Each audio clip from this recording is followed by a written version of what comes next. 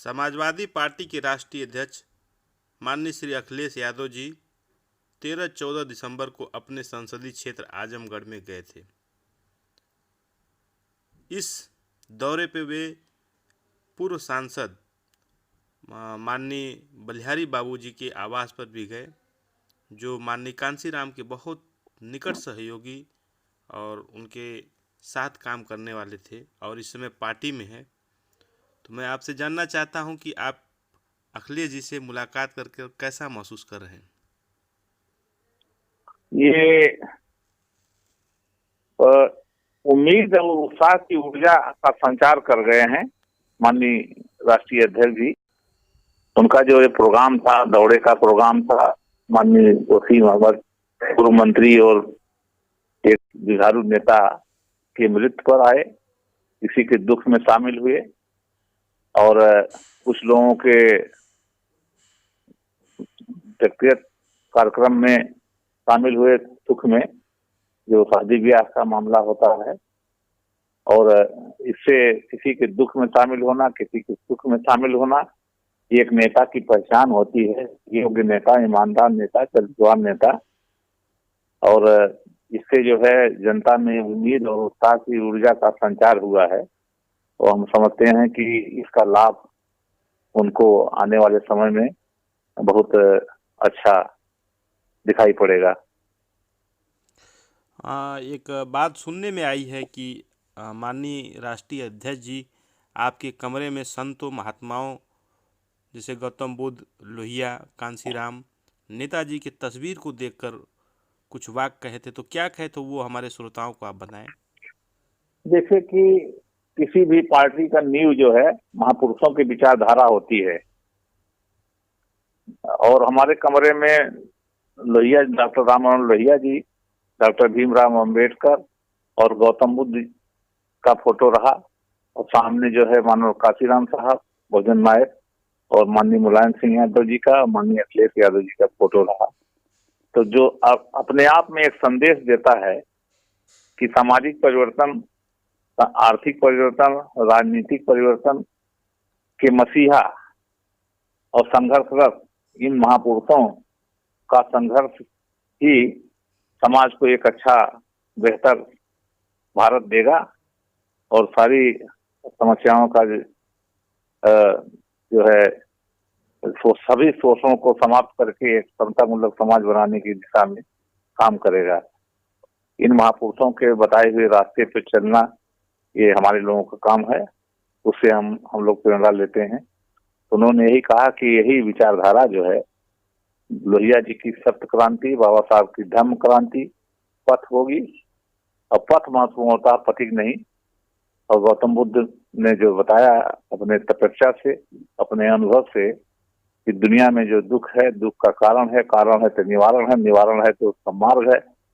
तो सभी लोग दुखी होते हैं कहीं न कहीं किसी न किसी समस्या से, तो दुख का निवारण ही ये दुनिया के दुख के निवारण का है, जो शांति सुख की जरूरत है। तो इन महापुरुषों को बताए हुए रास्ते पर चलना होगा। व्यक्ति की छवि होती है, छवि जैसे मानो कांसीराम साहब की छवि थी, धोती कौम को जगा दिया।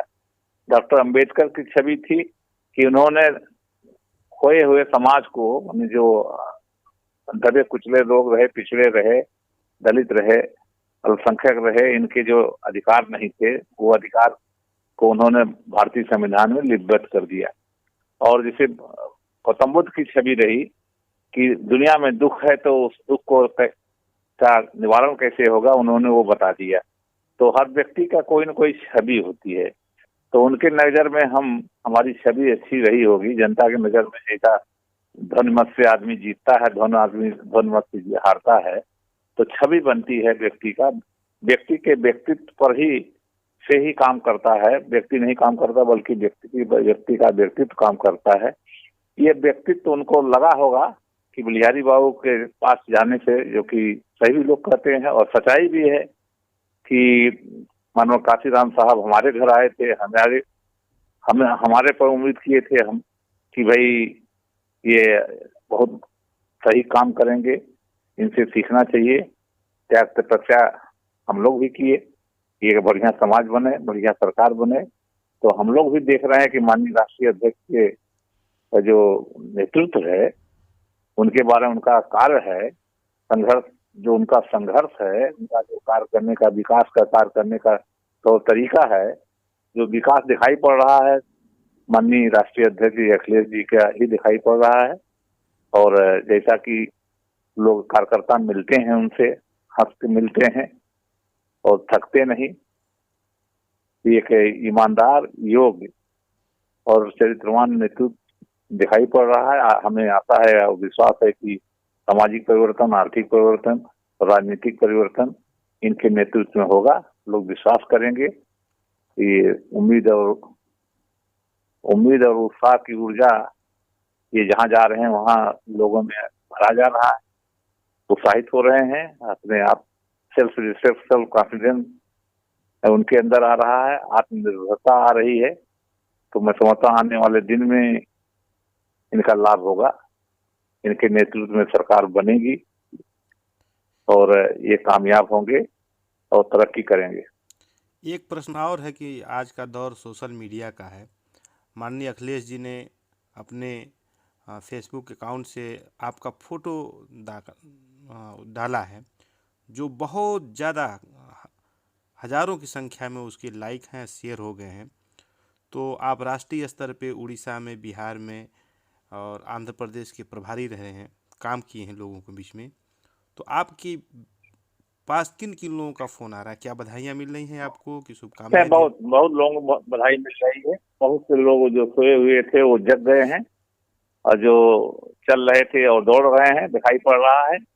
और एक उम्मीद और उत्साह उनमें अंदर आ गया है। सभी बिरादरी, backward, schedule caste, minority, upper caste, किसान, नौजवान, सब फोन करके बधाई दे रहे हैं और उत्साहित हो रहे हैं। और सभी कह रहे हैं कि भाई ये अच्छा हुआ है। ये समझिए कि एक कुछ लोगों के मिलने से जैसे ऊर्जा बढ़ती है, कुछ लोगों को मिलने से ऊर्जा घटती है। तो अभी एक विश्वास अपने आप में, सेल्फ कॉन्फिडेंस हो रहा है लोगों को और सेल्फ रिस्पेक्ट की भावना जग रहा है कि अब हमारा सम्मान भी होगा, हमें हमारा अधिकार भी मिलेगा और भारतीय संविधान लागू भी होगा सही सही। भाईचारा के लिए संघर्ष जो करने की बात थी, जात भेद के उच्छेद के लिए संघर्ष करना था, समता के लिए संघर्ष करना था, आत्मसम्मान के लिए जो संघर्ष करना था, ये भारतीय भागीदारी के लिए जो संघर्ष करना था, भारतीय किसान मजदूर आंदोलन का जो अभी संघर्ष चल रहा है उसके लिए जो संघर्ष करना, सामाजिक परिवर्तन, आर्थिक परिवर्तन के ये बिंदु हैं, 5 बिंदु है।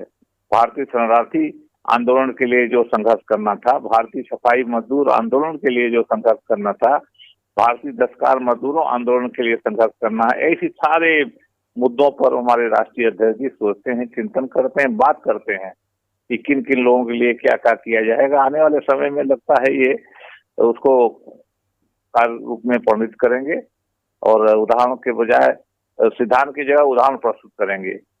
एक व्यवहारिक नेता दिखाई पड़े। 22 में बाइसिकल के लिए आप क्या करने की योजना है आपकी? बाइसिकल में तीली जो है, जैसे राष्ट्रीय झंडे में तमाम तीली 24 तीली है जी, तो 2 पैर 2 पहिया पर भरोसा लोग करेंगे तो भाईचारा भी बनेगा, आत्मसम्मान भी बढ़ेगा और आत्मविश्वास भी बढ़ेगा। जब आत्मसम्मानित हो जाएंगे लोग, अपने विश्वास करेंगे तो सही मार्ग पर जो शोषण मुक्त समाज बनाने में कामयाब होंगे, सत्ता बनाएंगे। सत्ता के माध्यम से साधन जो है पवित्र साध्य प्राप्त करेंगे। पवित्र साधन साधन जो है हमारा साइकिल जो है पवित्र साधन है और 2 पैर से चलता है।